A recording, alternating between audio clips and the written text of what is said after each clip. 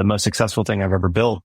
I had like less than 100 users for like the first 6 months of its life. And I didn't even think it was going to work. Like no one was using it.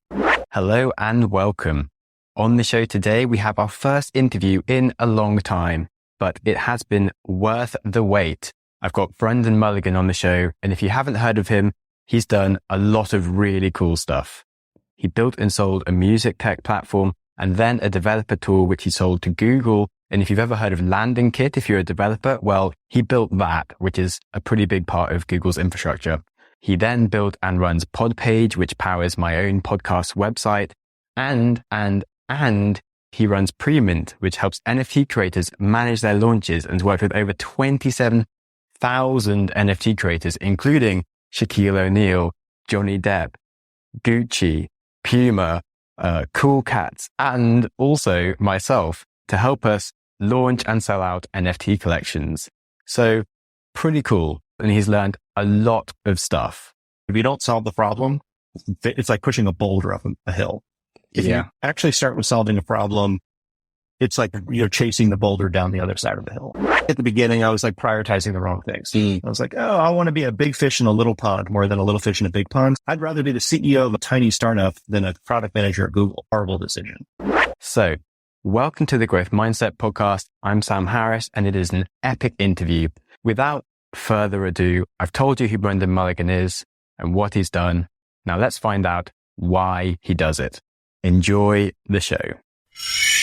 What do you do it for exactly? Why do you keep on building different things? I have been obsessed with building tools for creators since the beginning. Any form of creation, I've been a consumer of forever. So I'm a huge music fan. I love film. I love, I consider software creation. So like I used to love playing with apps, which is, we built a whole app developer platform.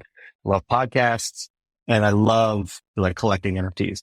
And so my philosophy has always been like the creators of these things that I love should spend all of their time creating the things that I love and none of their time doing the management of those things.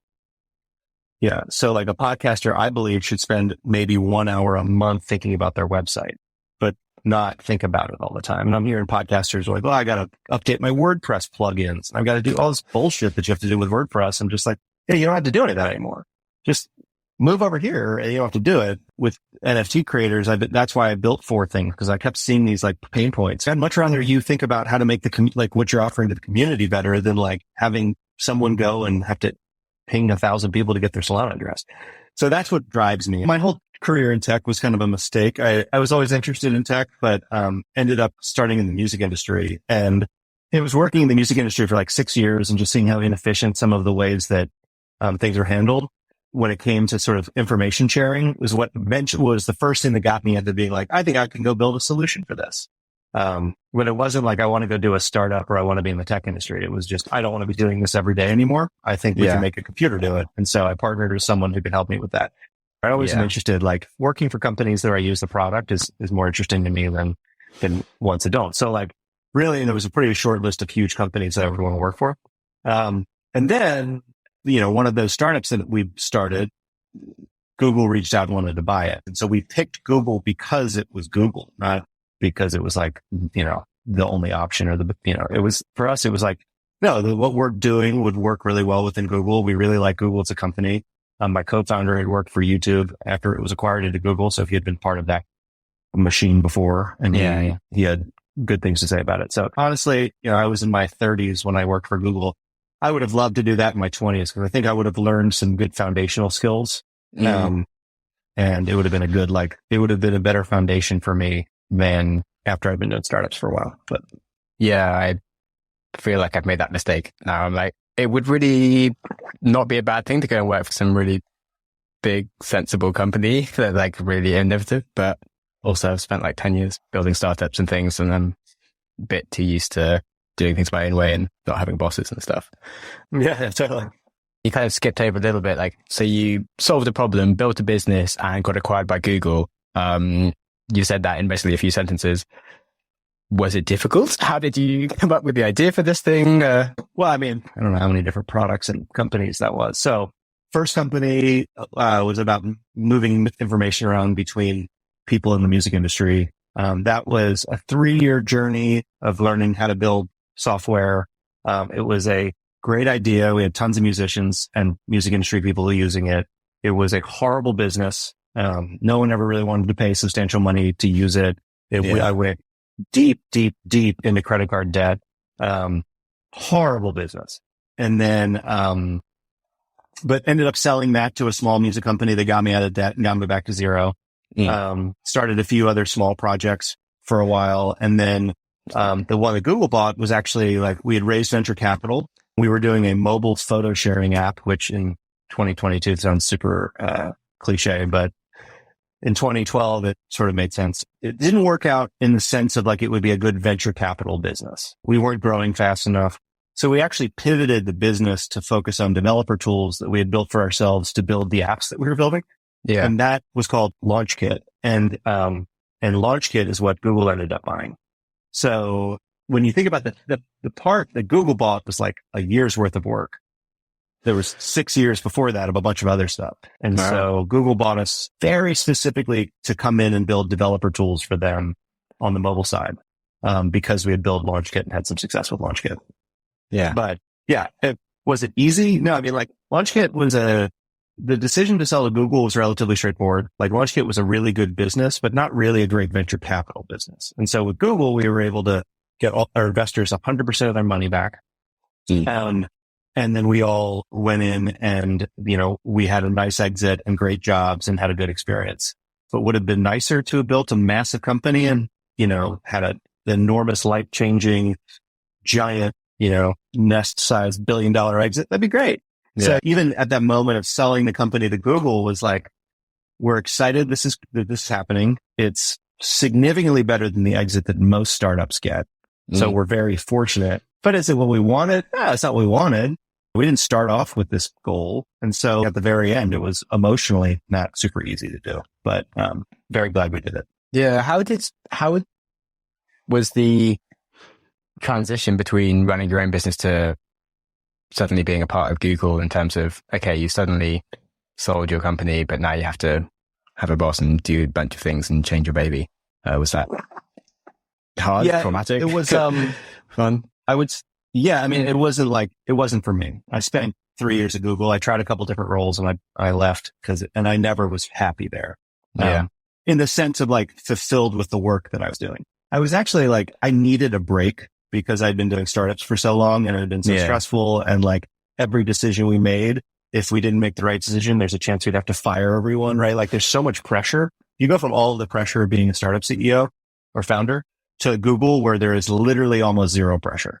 I mean, there's certainly some teams at Google that there's pressure, but for the most part, there's such a large business and so much of the revenue comes from ads that like, unless you're like on the ads team and your performance will impact the stock price, like the teams I was on were like developer tools. Developer tools don't matter at Google. I mean, it's nice that they do it. And in the grand scheme of things at Google, like it does help with lots of pieces. But it's like every team at Google, like doesn't really matter on its own outside of ads and maps.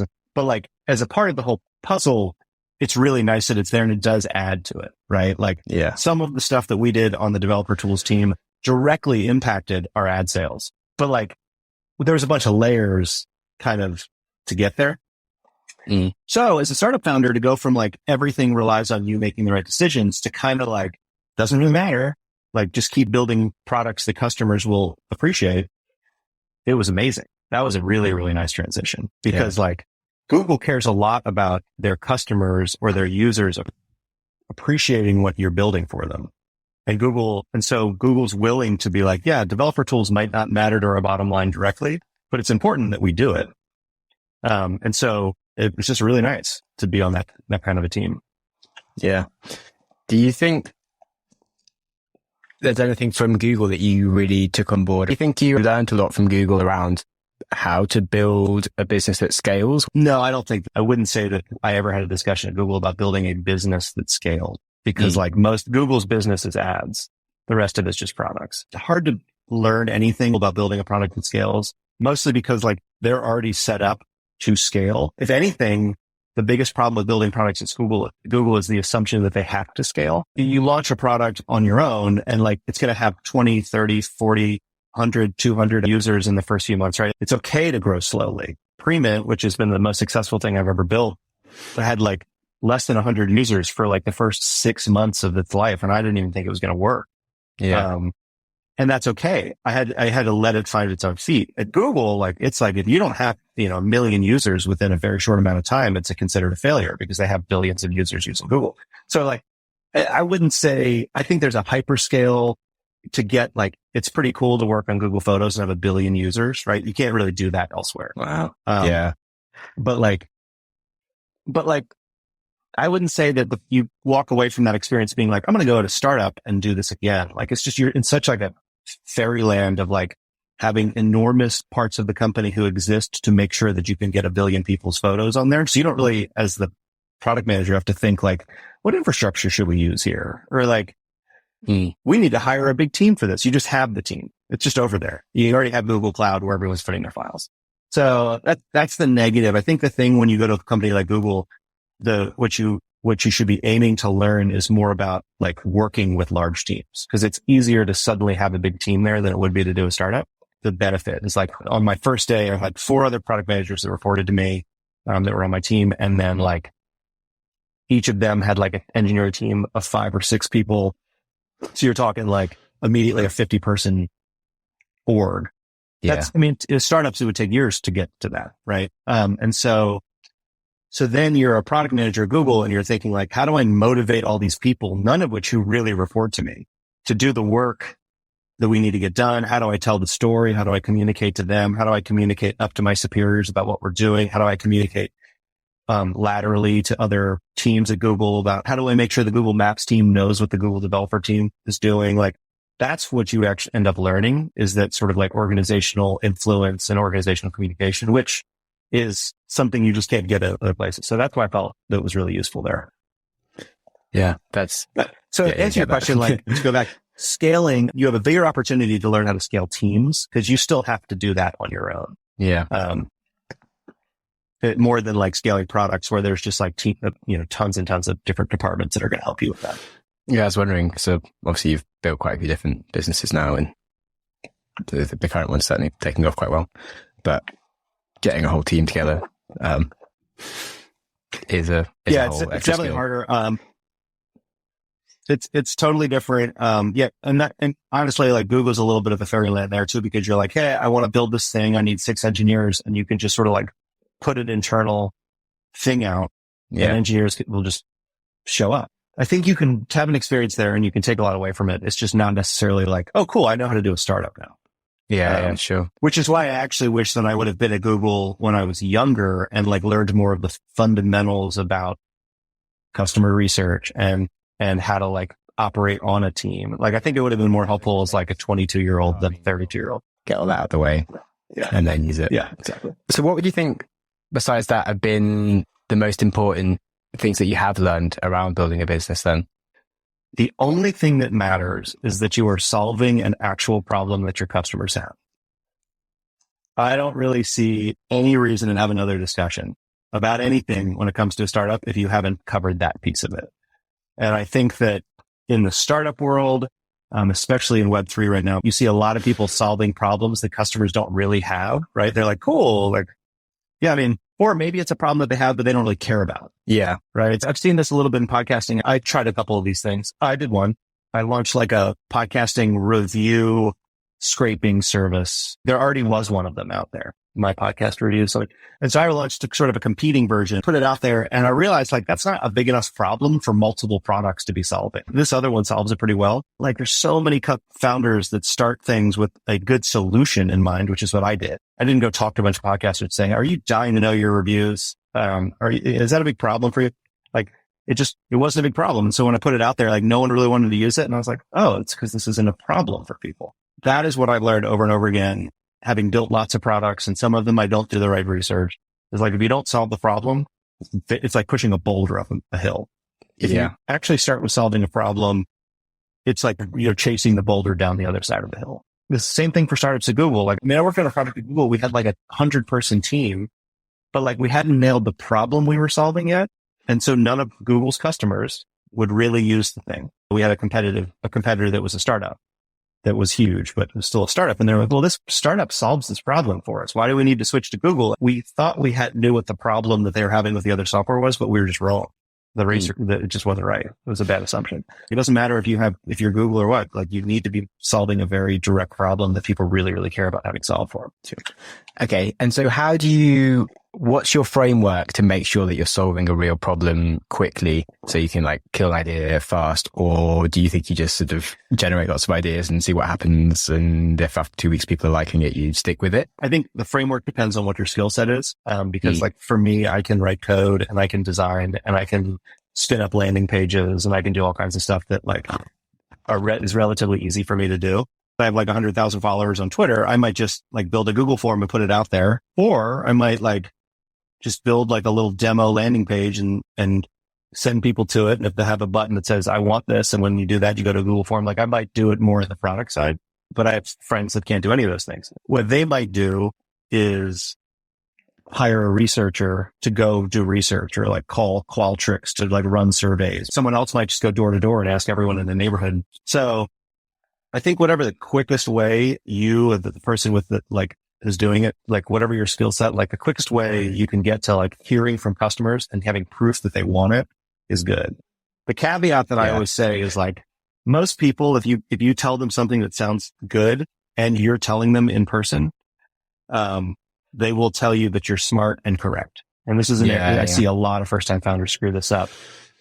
Where you're like, oh, I did customer research. I talked to 50 people.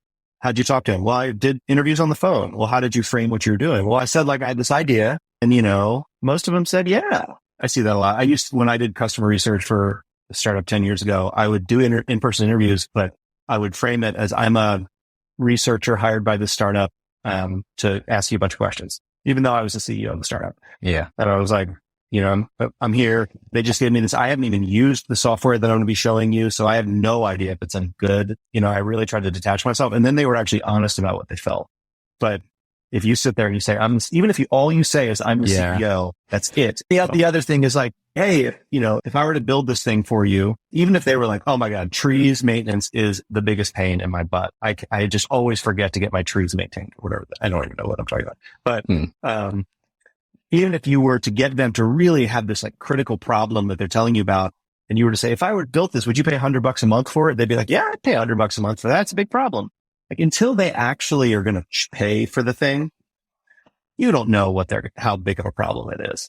Another thing I've learned is like, I used to go off of what people told me they would pay for a solution. And then when I ended up finally putting it in front of them, they were like, you know what? And I think about it, I guess it's not really worth $100. I pay $10 for it, right? Or they pay once and then they're like, I don't want to pay for it again. It's hard to get to that point and really understand, but the quicker you can get them to the purchase decision, the quicker you know if they're really going to do it. Yeah. Have you ever been like, okay, you'd pay $100. If you give me $50 now, I'll give it to you for free in a year. But I think this is actually how some of like the Patreons and Kickstarters and all that stuff, it's been helpful because people can pre-validate their ideas by saying, I'm going to charge $100 for this. If you give me $50 right now, you can have it for life, but you won't get it delivered for another 6 months because I need to build it. I think that's actually been very helpful in getting people's ideas validated. Yeah. I think Patreon a bit more so with Kickstarter. It's similar to the NFTs around like you need to kind of have sold half of your thing before it actually goes to the public. Otherwise people don't want to be the first person. Yeah. Sorry. Kickstarter also has the problem. It's a promise, not a product. And generally when you deliver the product, it's going to be, not quite as good as the promise. This happened with some drone a few years ago where it was like, it's amazing. There was like this awesome drone that would follow you and you could like ski down a mountain. It would follow you. And like the video was incredible. They spent like hundreds of thousands of dollars doing this video. The whole thing was a lie because they didn't have the actual software or the hardware built yet. And then they could never actually build it. When they built it, it was like way more expensive. So it was like, I don't know. I have a hard problem. That's why I never really pre-sell stuff. I'm like, you're paying for something that exists. I will make it better, but like what you're paying for exists and here it is. So. Yeah. So how do you go around finding ideas that you want to solve? Is it something that just relates to your own problems? Yeah. It started with my own problems. And then as I learned more about sort of how technology works, I started seeing other people's problems and realizing that maybe the solution was easier than people were thinking. So like you take Podpage. I'd never have done a podcast. I didn't have the problem of podcast. I mean, for anyone who's listening who doesn't know, Podpage is an easy way for a podcaster to create a website. So the insight that I got from that was I'd built a website platform before for musicians, built website platforms for like dentist offices. I've done a bunch of these because it's a straightforward business. And the hardest part is getting someone to enter their data in, like to set up the website. Like Squarespace's biggest problem probably is someone, that first thing of like, I need to sit down and design my website. It's very intimidating. You have to write things down. It's just like, there's a lot. The insight for podcasters was as soon as I learned that the RSS feed existed, which is basically every bit of content that you see on iTunes is available publicly via an RSS feed. And I could just import that and build a website based on that data and that data alone. I built the product in 2 days. I was so excited to build it because I was just like, this is amazing. Someone can go from not having a website to having a fully built out website with all of their content that will stay up to date forever in 2 seconds. Like to build a Podpage, it takes like literally 2 seconds of processing. Between the time you type in your podcast name and you see 15 versions of your website. So like for that one, I was just like, this solution is so clear to me. But before I actually started building, I went and I searched websites and I realized a lot of podcasters didn't have websites. And I reached out to a couple of them and they're like, it's just not worth it. It's too hard. I don't want to keep it up to date. Everything I was being told was like, it's going to be a pain for me to have a website. And I was like, well, I know I can solve that part of the problem. And then for the NFT stuff I'm doing, I just got to know a ton of NFT creators and artists. I was just part of the community. I wasn't actually looking to build anything. And I started seeing people using Google Forms as a way of pre-registering people. But I could tell that it kind of sucked because they were like, enter your Ethereum wallet address, but it wasn't being validated that it was your Ethereum wallet address. And enter who you were on Twitter, but it wasn't being validated that you owned that Twitter account. And so PreMint was literally just a form that validated what I was seeing them doing with Google Forms. So I was like, I can make it way better than that. So that's where PreMint came from. Cool. Do you think now that you're deeper into the NFT space, you might end up building more businesses in the area, seeing so many creators do different things? No, PreMint's definitely like the 99.9% of my time and energy when it comes to NFTs. I have actually built 4 different products in the NFT space.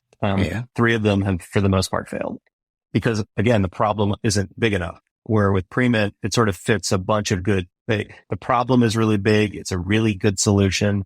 It is a product that you use almost exclusively at the point where you are about to sell your NFT, which means it's like critical to the part of the process where you're about to make money. So people are very willing to like, that's the best time to solve problems is when you're helping someone make money as opposed to like, I already made all my money. Now we want to charge you. So like it just checked so many boxes. There's other problems that I think are worth solving in the NFT space. I think PreMint will expand its footprint a little bit, but, I'm not inspired to like spin up totally separate businesses that have nothing to do with like the collector or creator experience in the NFT world. Yeah. Double down on that. Yeah. And so I mentioned like I built PreMint, late last year. And then I didn't really think it was working. Like no one was using it. A couple artists, people would use it if I went to them and said, would you find this useful? And they would use it. That was it. It didn't really spread for a while. And so I built 2 other products since I started PreMint. And if you were to ask me at the beginning of the year, I'd be like, I am 100% sure that this other product is going to be the successful one.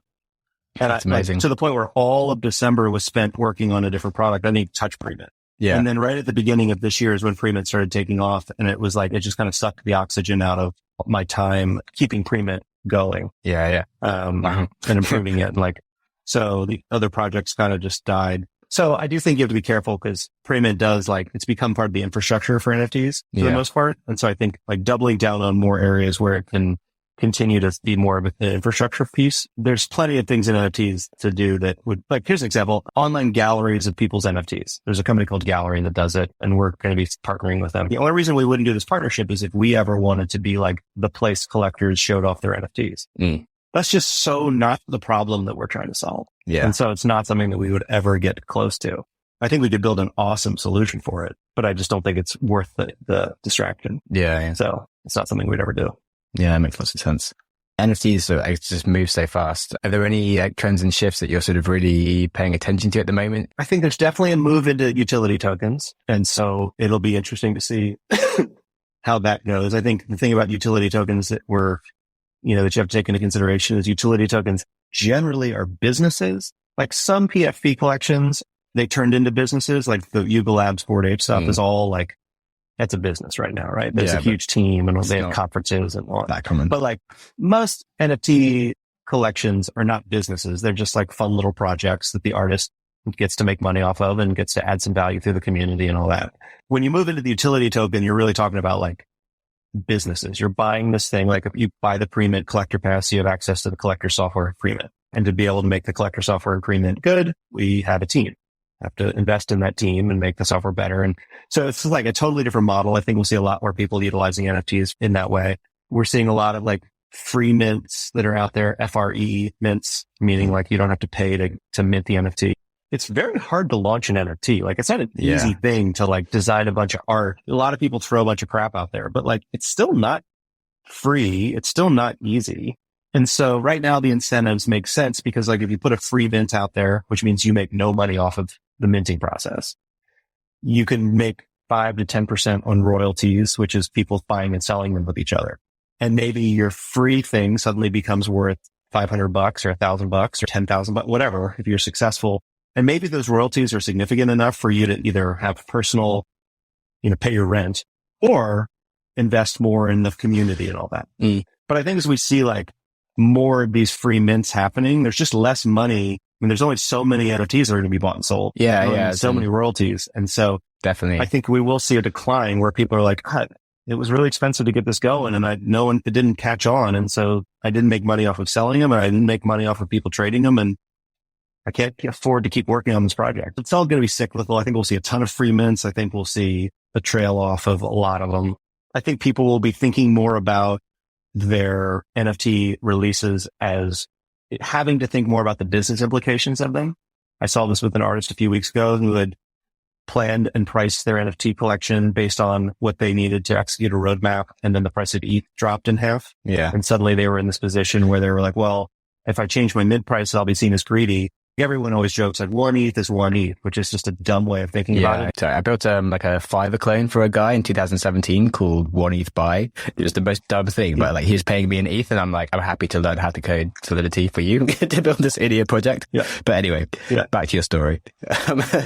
Just as a reminder, like everyone thinks that 1 ETH is 1 ETH and that's all you really need to know about the finances of NFT projects. But like if you're a real project, if you're based in the US, we pay an enormous amount in taxes. If ETH is $1,000 and someone pays you an ETH for an NFT, $500 goes to the government. That's it. Doesn't matter what the price of ETH is. That the minute that they give you the ETH, whatever the value of that ETH is what your income is. Doesn't matter if the ETH value changes. And so you don't take that money out to pay the government. You might end up owing more than you have left if the price of ETH goes down. You can't pay Amazon Web Services in ETH. It's not like they price their thing in ETH. They price their thing in US dollars. I think like more businesses are going to realize that like you have to kind of run these NFT projects like businesses if you want them to last for a long time. Yeah, definitely. We kind of have like fiduciary responsibility to ourselves, even though we haven't got investors and stuff. It's just seems smarter. Do you think the world's just going to become a lot more like metaversey and we're going to have like UBI and people are just going to be like being creative because the AI does all of our normal stuff for us? I would love to say, I live in this space, so I have a strong opinion here. Like I've heard a lot of great things about like the metaverse sort of virtual world thing. Like I got a lot of great feedback on what Yuga Labs is doing, but I'm still just like, it seems cool. I just don't know what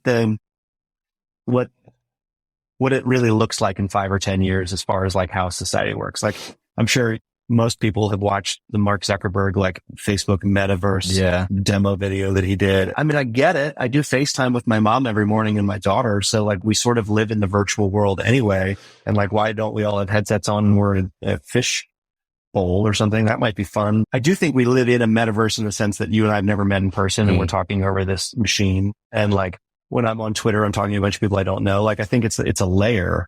I just don't necessarily know what the next layer looks like. I'm excited to see it. It probably ends up just feeling more like video games everywhere. Yeah. Cool. What advice do you think you'd give to yourself, if you could talk to your 20-year-old self? I think one of my big ones, when I graduated college, I was wanting to go to the music industry. I was living in Nashville. So if I wanted country music, I could stay. Yeah. I didn't want to stay in Nashville. I should have gone to LA or I should have gone to New York. There's no ambiguity around that decision. Like those are the two places. There isn't one wouldn't have been better than the other, but it should have been one of those two places. I was too afraid to go to either. And I moved to Chicago, worked for a small music company. Now the small music company had like hooks into the big music world. We were like, was John Mayer's record label as he was getting huge. It was an important label to work for, but there was no upward mobility. And because I was in Chicago, I had no network of other great music people. It got me out of the music industry into the tech world. So I'm happy. If I just would have had the balls to move to LA or New York, I think I would have had a much better intro into that industry. And I would have probably had a better shot at like actually doing something bigger in that industry. So like, I think at the beginning, I was like prioritizing the wrong things. I was like, oh, I want to be a big fish in a little pond more than a little fish in a big pond. So I think I think there's a lot of value in being the little fish in a big pond, right? That same decision would have also made me think like, I don't want to go work for Google because it's, I'd rather be the CEO of a tiny startup than a product manager at Google. That probably would have been a horrible decision. But I would have been like, well, Mark Zuckerberg was the CEO of his own company. He didn't work for Google, but like, in general, I think little fish in a big pond is a really good thing to do as a young person. Yeah, definitely. Have you read much Derek Sivers? Because he says like, if you're doing music, you should just go to LA or New York or London, basically. Yeah, it's funny. I've known Derek for 15 years and we've never talked about that. But I totally agree with him. Yeah, I agree with basically everything he says. I'm like, this guy, he's great. Yeah. Derek's one of those people. When I left Google, we caught up over the phone, and I remember, even I've known him for a long time, it's still intimidating to talk to because his questions are so like thoughtful. Yeah. That I was like, I don't know what I'm going to do next. I'm just going to tinker for a while. I want to build some stuff. He was like, who are your idols? I was like, well, I mean, I think I said like, I think Elon Musk is pretty great. I can't remember what I said, but then he's like, what specifically about him do you idolize? And I was just like, and Derek could answer this question. Right. And it was like, these are the questions that like really like, but so, yeah, when I talk to him, I'm always just like, he's to be so concise and be so thoughtful about the stuff he puts out. He has to like dig deep into the questions and get to the core of it. So yeah, definitely. One of my happiest moments was, I read one of his essays from something back, and it was like a literal clone of an essay I'd written before, but like obviously he'd already written it before. But I was like, cool, I'm thinking the same way. Yes. I was really happy. Not really a claim to fame in any way, but I was like, okay, I do actually think like him. Because you can read his thing and think that you're thinking like him, but that's because you're reading it. Whereas like, you're not actually generating it yourself. If that makes sense. Yeah. So I felt happy. I've got another 20 years to. Yeah. I think that some of his essays that are like half a page long, you can look at it and you can be like, God, this is like, why do people think this is great advice? It's so stupid. It's so like basic. Yeah. And then you think like, actually, it's all it needs to be. And it's incredibly good. He's an oracle. Every once in a while, he'll put out an essay, sort of like Paul Graham. Yeah. His bar for what the advice he's going to give. He's clearly overthought loads and like really refined it to exactly what you need to know. And you're like, damn. Anyway, on the subject of conciseness, we are reaching the end of the interview. Can I ask one quick question? You can say no. You can ask a quick one, but yeah, I've got someone waiting for me. So no worries. It's a quick one. It's fine. Thank you very much for joining us. This has been delightful. You're really interesting. Thank you so much. Thanks for having me. Pleasure.